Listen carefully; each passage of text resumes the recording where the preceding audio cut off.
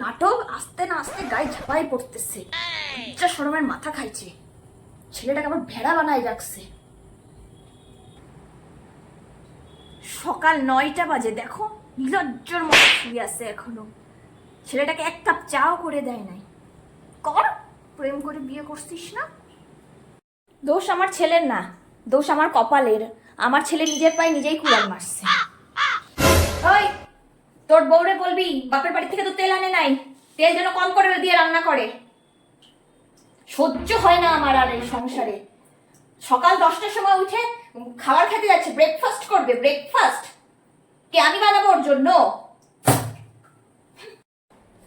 আমি দিতে গেছিলাম বিরিয়ানি, কিন্তু না, ওর তো পচা ভাত পছন্দ, গন্ধ ভাত পছন্দ। ছি, আমি আর 1 সপ্তাহ দেখবো, যদি না ঠিক হয়েছে ঘর থেকে বার করে দিব।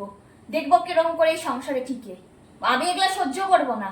বললাম তো, আমার সংসার আগুন লাগাবে, আমার ছেলেকে আমার থেকে কাইরে নিবে, আর এগুলো আমি সহ্য করব।